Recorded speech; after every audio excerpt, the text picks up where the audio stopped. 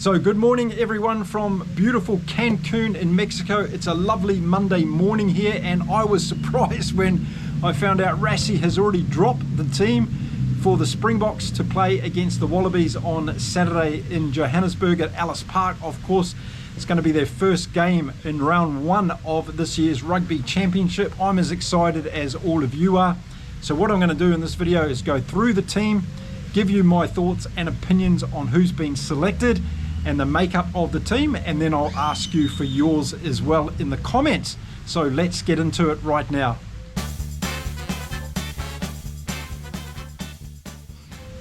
G'day everyone, welcome to Inside Rugby with Mark. For a lot of the new viewers here, my name is Mark. I'm a Kiwi rugby fan who lives in beautiful Cancun, Mexico on the Yucatan Peninsula. We've just started hurricane season, so we're on the lookout for some of those coming through. But before we get to those, we're going to talk about some rugby, yes, and South Africa. Rassie does it again, surprises everybody by announcing the team on a Monday. And I don't know if he's done it before. Has he done it before? Let me know in the comments if Rassie has selected and announced a test team on a Monday before a test match. I'd like to know your views. I know he's done it on Tuesday on regular occasions, but whether or not a Monday, we'll find out. Okay, so let's get in the team. Going to go through them all, let you know my thoughts and opinions. And for all the fans of forwards out there, I'll start off in the forwards today. And in the front row, we're going to see Oxenchair, Malcolm Marx and Wilco Low. And I think a lot of us had predicted this would be the front row. Oxenchair, I think, has been playing some of his best rugby in 2025, as has Malcolm Marx. I think we're starting to see Malcolm Marx get back to his very best. And Wilco Low, he just brings the beast factor, doesn't he, to this front row for the Springboks. So I think it was a fairly predictable front row for the Springboks in this game.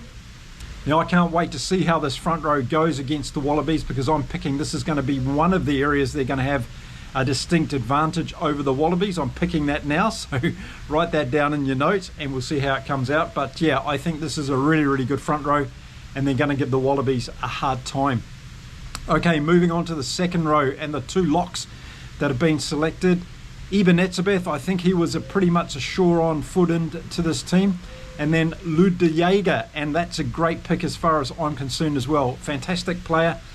And it's going to be great to see how they go against what I think is going to be Will Skelton and Nick Frost for the Wallabies. But we'll have to wait and see what Joe Schmidt does. So that tight five for the Springboks. Plenty of power, plenty of height, and also good around the field. We're going to see Oxenchair and Malcolm Marx, I'm sure, with some good runs. Malcolm Marx will probably score a try, won't he? He usually does. So let's see whether or not that happens in the game. Now moving on to the back three for the Springboks, and I think this is a really interesting selection from Rassie. We're seeing Marco van Staden in 6, Peter Steph-Toy in 7, and we're seeing Sia Kolesi in number 8. So of course he plays 8 for the Sharks, but I think this is his first start at 8 for the Springboks. Correct me if I'm wrong, as I know you will in the comments. So there we are. We're going to see Sia Kolesi at number 8 in this particular game. So that's the overall forward pack. So what have we got? We've got brute strength up front. We've got ball winning capability in the second row. And we've got loose forwards that are going to get in there and jackal and fetch that ball as quickly as possible, and also be mobile around the field. Of course, we see Peter Steph-Toy obviously on a number of occasions out in the wide channels feeding the wingers and having a good run down the sideline. So watch out for that in this particular game. He likes to roam out in those areas. So I think this is a great forward pack. I think it's got a bit of everything. Brute force, it's got mobility, it's got height, and it's got speed. And I think that's something that's going to be important in this game against the Wallabies. So for me, it gets a huge tick, this forward pack, because I think they're going to do a lot of damage to the Wallabies. Okay, let's move on to the back line, and I think like a lot of you, I was really interested to see what combinations Rassie was going to use in this first game.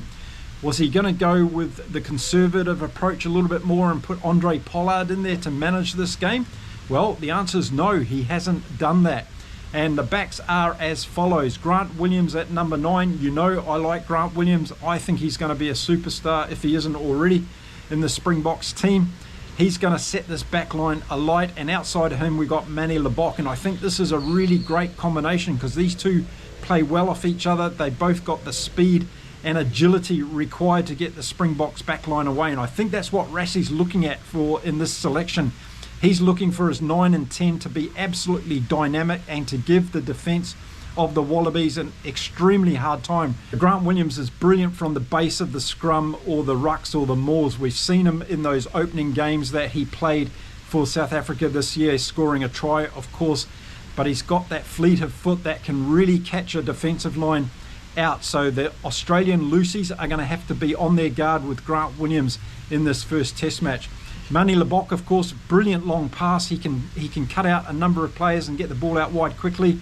His kicking has improved out of sight this year. I think that's my opinion on Manie Libbok's kicking. And I'm excited to see these two guys go playing together in Ellis Park this weekend. And then outside Manie Libbok, we're going to see Andre Esterhuizen in the number 12 jersey. This is a good change-up, I think, as well. He's a beast of a guy.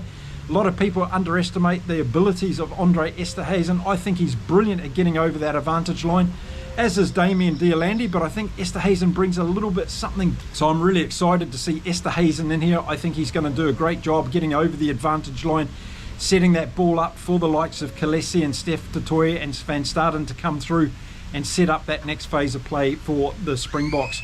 And then outside him, we've got Jesse Kriel, of course, in that number 13. He seems to have an honorary membership to that 13 jersey, but he is playing well again this year, and I'll look forward to seeing him playing on Saturday. Then moving out to the wings, and what way has Rassie gone here? Well, he's gone with Kurt Lee Ardenser on one wing and Edwil van der Verve on the other, and I think this is a fantastic reward for van der Verve and his great play so far this year in that green and gold jersey. So he's going to get an opportunity. Of course, we all would have loved to see Cheslin Colby, but I think he's being held back a little bit for what is to come in the Springboks series in the Rugby Championship. I think what we're seeing with Van der Verve's appointment to this game is that we're seeing Rassie hold back his stocks with Colby for those big games that are coming up. Of course, they're all big games in the Rugby Championship, but you know what I'm talking about. And I think we're just keeping Colby there on the sidelines for now to give him a little bit of a rest and make sure he's at peak form when he comes in, perhaps for those big games against the All Blacks. Okay, and then at fullback, we've got Fassi again, who's really starting to own that jersey from a starting position. I like that. I think he's brilliant. He brings a lot of speed. He's good under the high ball in particular, and that's something I think Australia is going to test the Springboks out in the weekend, but I think Fassi's going to be able to handle that no problem at all and probably return it with a lot of interest against the Wallabies. So there's the starting 15 for the Springboks. What do I think? I think it's a really good team. I like what he's done up front. I like that Kalesi's gone to number 8. I think that's a smart move in some ways. We'll have to see how it works. But I just think the power of that pack is going to overshadow what the Wallabies can bring over the time that they're going to be on the field. And of course, what I'm talking about is when the bench comes on for the Springboks and the impact that they're going to have. So let's talk about the bench now for the Springboks and see who's Rassie has chosen in those positions. Okay, so let's talk about the bench, and it's not a 6-2 split. That's the first thing. And the second thing is we've got a little bit of youth and we've got a lot of experience. So Bonnami, Jan-Hendrik Wessels and Natapakani are going to come in for the front row replacements. I think this is great. We've got a little bit of inexperience there, but we've got a lot of energy and big boys. When Jan-Hendrik Wessels, wouldn't be surprised if he comes on and scores a try in this game, so mark me down for that one. And then the other two forward reserves we're going to see is Franco Mostert and Quagga Smith. We all know what Quagga Smith brings when he comes on, can play a number of different positions, but his role is really to go with the pace of the game and be big in defence as well. If the Springboks need to tidy up their defensive line a little bit, Quagga Smith is someone that can do that. We always spend a lot of time talking about Quagga Smith and his attacking abilities and his energy around that area, but he's extremely good in defence as well. So if the Springboks are needing to tighten up that area of the game, I would have no one other than Quagga Smith coming off the bench to be able to do that. I think he's absolutely brilliant.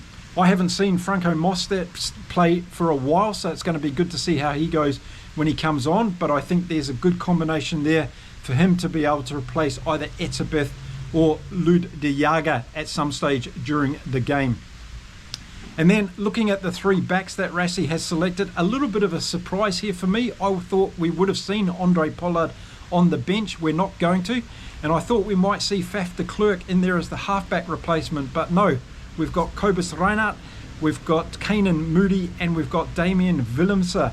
And boy, what a bench to be able to bring on. All fantastic players. So what 3 back players to bring on? Absolutely brilliant. You know what I think of Kanan Moody, exceptionally good player. Damien Willemse, probably a little bit unlucky not to be starting the game in some areas, but he's such a good utility back that Rassie's holding his powder dry, I think, on this one to bring Willemse on whenever he needs to in that back line. And we know what we're going to get from Kobus Reinhardt. He's always very good. Again, another one of those players that's very good at darting from the base of rucks and scrums, can score tries and open up a defensive line, particularly late in the game when their opponents are very tired. So Kobus Reinhardt's got a very special part to play in this game, I'm sure, against the Wallabies. So there we go. That's the entire 23 that will take to the field at some stage for the Springboks this Saturday at Ellis Park. Overall, I think this is a brilliant team. I think it's a great team for round 1 of the Rugby Championship in 2025. Rassie's brought in enough firepower, I think, to get the job done against the Australians. He knows it's going to be tough up front for the first 20 or 30 minutes of this game, while the Wallabies throw everything, including the kitchen sink, at the Springboks. But I think he's got the power and the talent in that forward pack in particular.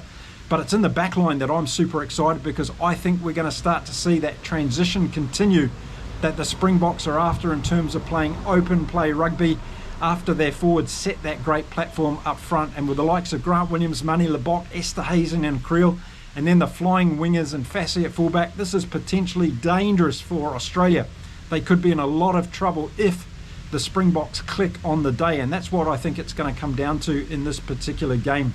Now, once Joe Schmidt has actually announced his team to play against the Springboks in the first test at Ellis Park, I will do a full in-depth preview of that game. I'll talk a lot more about not only the Australian players that have been selected, but also looking at this tactical potential of what could happen in that game based on the 2 teams that have been selected. So make sure you come back for that. In fact, make sure you come back for all my videos throughout the Rugby Championship series. I'm going to be dropping videos every day for you in terms of sharing my opinions and thoughts around what's going to happen in this very exciting year of rugby in the Rugby Championship. Now, as I said earlier in the video, please drop your thoughts and comments around this team. Tell me what you think of this forward pack that Rassie has selected, including his bench that's going to come on. Has he named the players that you thought we were going to see in this first round of the Rugby Championship? And what do you think of this backline? Do you agree with me that Grant Williams and Manie Libbok have that little bit of a sync together that can make a difference from 9 or 10? And what do you think of Andre Esterhuizen's inclusion in this team instead of Damien Diolandi? Really would love to hear all your comments on that. Okay, that's it for this particular video, everyone. I hope your week started well, no matter where you are in the rugby world. I will be back again really soon with some more content. Until then, keep safe, keep well, keep enjoying your rugby all across the world. And it's time to say adios from beautiful Cancun in Mexico. Bye for now.